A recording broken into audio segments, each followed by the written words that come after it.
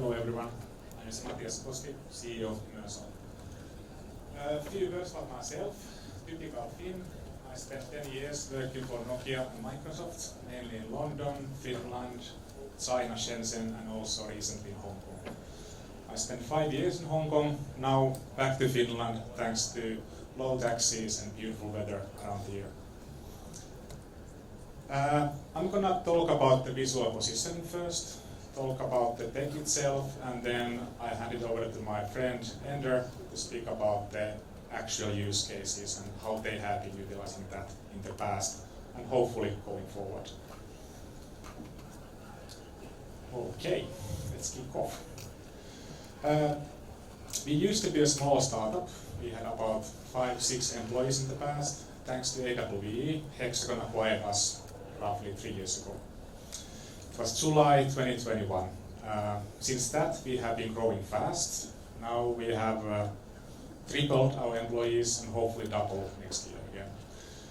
We mainly work with big companies and the system integrators and also the XR studios that are quite often the kind of like feeding the ideas for these big companies. Then, how it works. So we split that into 2 different parts. First you have the spatial map, and then you have the localizing layer. First, we just take a bunch of pictures from the environment, then we combine them, send it to our cloud, and as an output you get the spatial map. Which means that when you have this map, you can visually localize yourself within the map. You can use any kind of device as long as you have a camera, and we have the access to camera feed. We can't use MetaQuest 3, but we can use like Magic Leap, we can use your web camera from your laptop, iPhone, Huawei devices, you name it. We can also use third parties. So, for example, in mining, there's autonomous vehicles. So we have the access to camera feed, we use that data, we create the spatial map once a day. And then this map can be used by the operators. They have affordable Android devices in the mine, and they can localize those. All autonomous vehicles can use our spatial map. The big thing is that typically we propose our customers use like edge computing on the site. If they don't have that one, then also like of course public cloud. Typically our customers are using AWS and sometimes Azure as well. Then what kind of devices we use? So of course we are owned by Hexagon, they own Leica Geosystems. So we use those devices that you can see on the screen. Typically BLK to go, handheld laser scanner. Then we can also use robots, Boston Dynamics Spot, and then BLK Arc, and drones as well. But for us these drones are more or less like fancy toys that we use for like PR purposes. This is typical output from our cloud. If you have ever been in Helsinki, Finland, you can recognize the place. It's the central railway station of Finland in Helsinki. You can see the underground and then also the layer on top of that. Soon it will expand to city scale. So ideally we do big maps because that's where is the money. If you do small AR activation, it's typically it's lots of resources from our small team to sell this for our partners and so on. Then this is kind of like how the world will look like in some point. You have the spatial map underneath, and then on top of that you can add 3D content. Ideally, you have the like IoT data that is automated automatically. So you don't have to do any manual adjustments. You can see like who is playing the concert next. Based on your location, you can customize the ads on top of the shopping malls. You name it. There's so many use cases. Then quickly about use cases, what we have been seeing so far. So the idea is that you are building, it can be a shopping mall, it can be a factory, you name it. You have already the BIM model, so you can sync that with the real world. Thanks to us, you know always where you are in relation to these objects. You can see where's all the pipes, cables, assets, IoT sensors in real world. You can use your mobile phone, tablet, or AR glasses. And my friend Ender will show something similar then in the end of the presentation. This is something what we did in US last July. The idea was that you have a long baseball game, so you want to get some entertainment during the game. You have lots of data that we can use in real time. So we provide the location and the positioning, and then you overlay the 3D content on top of real world. So you know exactly where is the user and where is all the data. Then industrial training is one use case. You can film a volumetric video, then you tag the content on top of real world. Like, it can be also museums. You have like a digital human as a service, explaining you what you can see in the museum. Then one kind of like common use case from our partners is helping blinds. So in public spaces, they don't have kind of like the easy way of navigating around. So by using visual positioning, they can know exactly where they are and what they are seeing ahead of them. How it works, you just raise up your phone, you take one picture, and it will tell you where you are. And it will tell you what's around you. Typically, it will use audio guidance.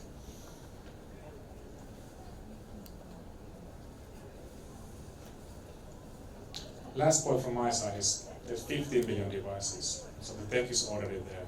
You don't have to wait anymore until we get the HoloLens 3, Magic Leap 3, or something else. So no need to wait anymore. Now I hand over to my friend Ender.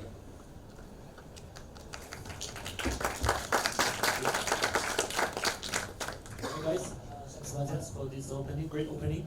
My name is Ender. I'm actually going to share a bit more about how SpatialWork work together with Immersive SDK as a user and collaborator. Just a bit background from ourselves.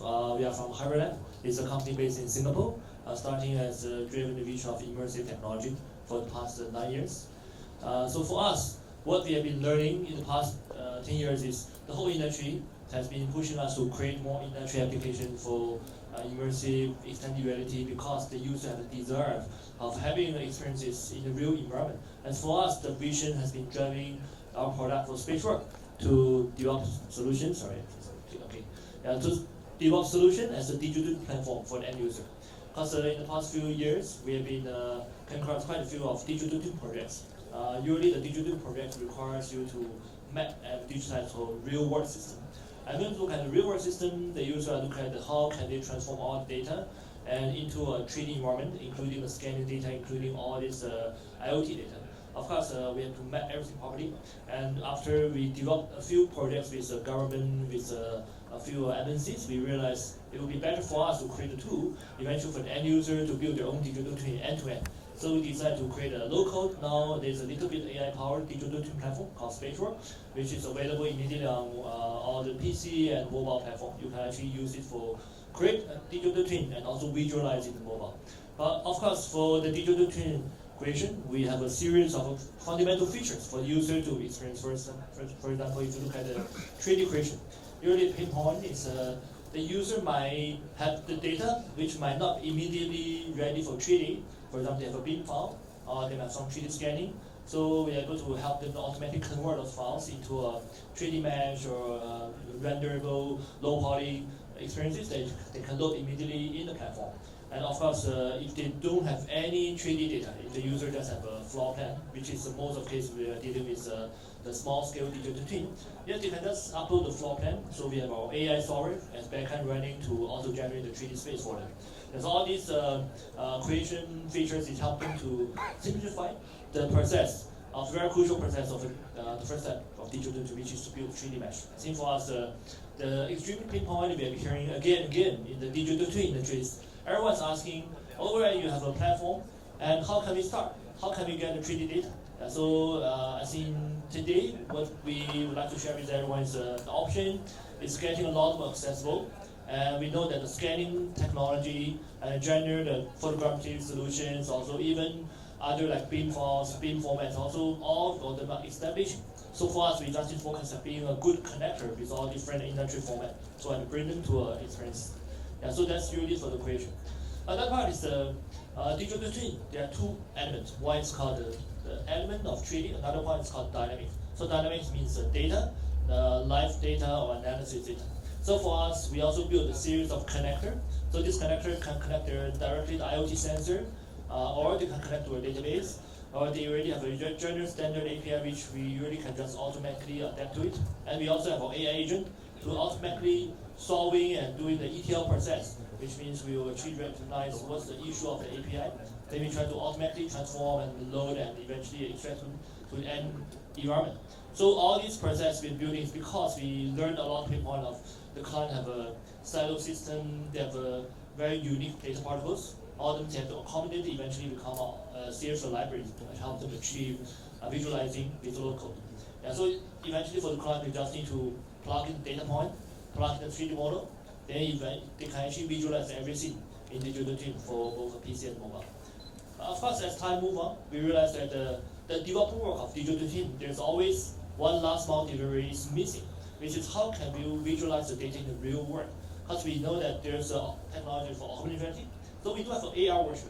But in the early first few years, our AR version highly relied on image marker because we didn't really realize that there's a scalable, stable technology. We used to use some like Azure Spatial Anchor to give a try, but they are kind of restructuring, retiring. So we actually was wondering where the way to go because we don't want our end user to keep just uploading the QR code, keep uploading image marker, which is very painful. Sometimes we look at the industry, environment factories or construction site. Those anchor is also not permanent. So eventually after a series of research, we managed to find out Immersal and have a great talk with the team to understand the offering. Then we decided to work together on creating a pipeline. So for this pipeline, the good thing is for our digital team, it's already built on base with real world scale. So all the quality system is based on the absolute XYZ. The coordination is accurate already. So we focus on mapping the data in the relative position. Then after that, we integrate with Immersal SDK to convert relative position to a globe position, which is absolute position. So this position can be a GPS tag plus XYZ, or can be indoor XYZ with a globe anchor. So I think after this approach, what we can do is we can able to give very specific position of every single asset or a single data point of client system into a spatial environment. That's for us. In that case, our focus will be more on helping them to easily create a data map. Data map means you are able to edit your data, able to put your data in the space. But how do you know where this IoT sensor is in your factory? You don't have any measurement tool which we can get VPS to help. So that's why I plug in the Immersal VPS. Then the moment when the user launch the mobile experiences from SpatialWork, they realize every single data point has been properly mapped in the right position because we recognize the environment. So basically the VPS is actually empowering the digital twin, giving the world model. So what is world model is basically when you look at the environment, you have one layer to tell you where you are. You have another layer to tell you where the data is. And these two layers are just matched with each other. So you are able to tell what's the meaning, what's the data of every single thing you are watching. And so that's actually the power and magic of VPS. Basic integration is very smooth. We basically have access to being a developer. As a developer partner, we will be directly calling the developer API. So eventually we are able to load map. So as a creator, we can load multiple maps for different locations. So each location we will be doing a series of scanning and uploading. All this experience from the Immersal portal is quite convenient, quite local experience, comfortable. Yeah, so let me show you a few use cases I've achieved together.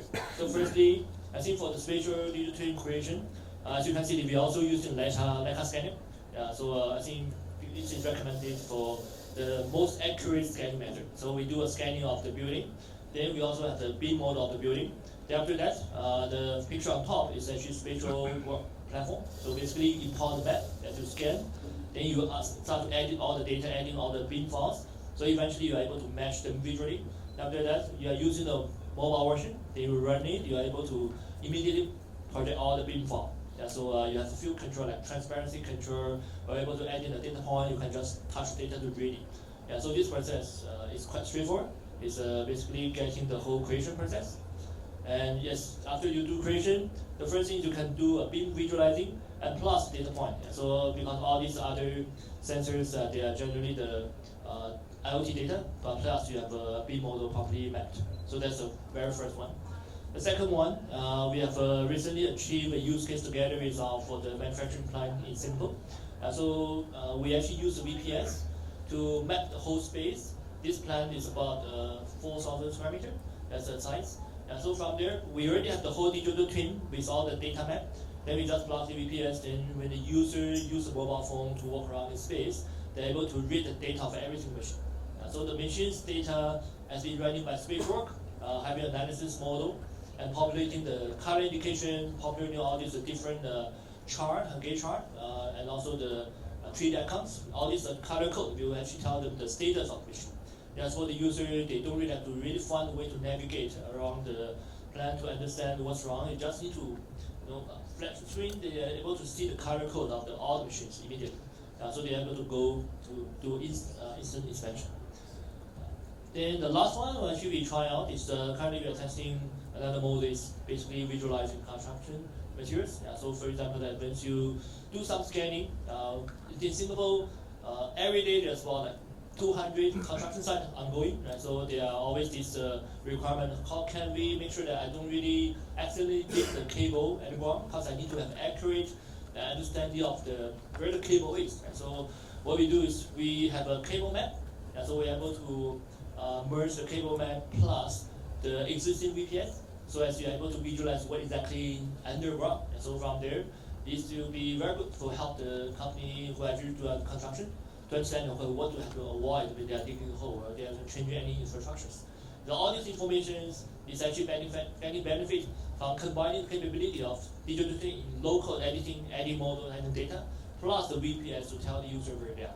So I think we are quite happy and it's really quite blessing to have this collaboration with Matias team. They are very supportive, they give us a lot of technical advice, and so we're able to achieve a series of amazing use cases. So we believe that for the collaboration for digital twin and the VPS is definitely the way to go.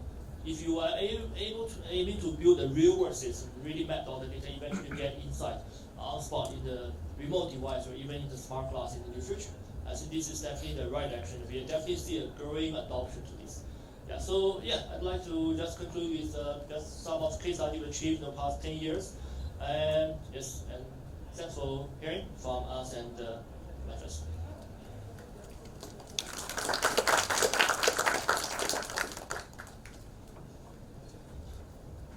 Any questions? Sorry, Thomas from Sentient Computing, based in Perth. I was just wondering, with the VPS, how kind of accurate is the positioning with, say, if you're kind of clicking on a piece of equipment or something? Yeah, it depends about how far away are from object. Let's say if you map Eiffel Tower, and you're like 1 kilometer away, 5 meters. If you're in a tunnel, it's like a few centimeters. Yeah, sure. That's pretty good. Thank you.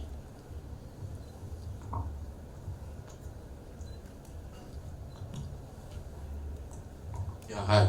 This is Abdul from FilterU. How did you build the spatial map for the underground cable system? Okay, so for this one, usually we know that in the urban planning, like in Nigeria, there are this cable map which are tagged using the GPS node.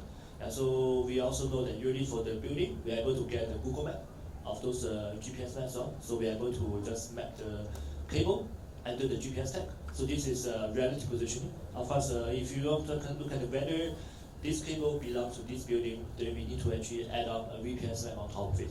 Because for VPS, then there's also always the option to actually allow GPS plus VPS. So we know that where you are, then you know exactly which orientation you are. So there's two machines add together, you're able to map objects in the right orientation, in the right space. So that's how we do. How accurate was it? Was it used? And was it accurate? So GPS only give you an overall rough idea of where you are, but it doesn't really help you to identify the location. Right? So it's still ultimately still rely on the VPS accuracy, which is Matias mentioned is about CF meter. CF meter is really okay enough. Were there any photos taken, or you just mapped it with the historical data that you had? That was about it. So for cable, usually it's either, for example, if they did some construction before, then they have to really do a 3D scanning of that area. So they have to keep the 3D model. Because just now the example is based on you already done some construction work. So you have the data, then you're able to really load the data back when the work is covered, the road is covered. There's no way to just automatically create this high fidelity, cable 3D models without seeing it. So that's pretty much a photogrammetry mapping. Thank you.